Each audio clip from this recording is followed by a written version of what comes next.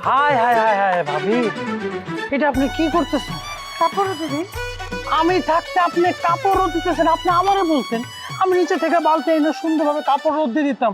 এত কষ্ট করে আপনি কেন কাজ করতেছেন? আপনার কষ্ট দেখলে আমার সহ্য হয় না ভাবি। ভাই থাক, আমার কষ্ট করতে করতে অভ্যাস হয়ে গেছে, আর আমার কষ্ট করতে খারাপ লাগে না, ভাল লাগে। আচ্ছা ভাবি, কাপড় আপনি কি দিয়ে মানে ধুয়ে দেন?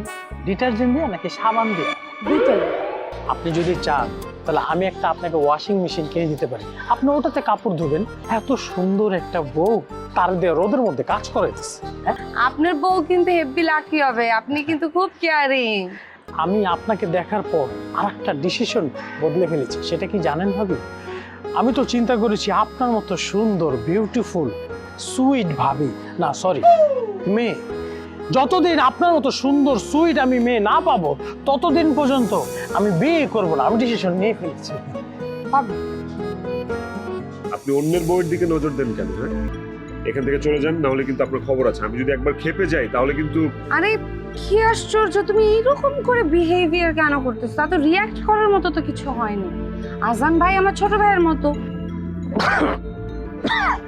আমি ভাবি সে এসে আমার সাথে একটু ইয়ার কি করতেই পারে।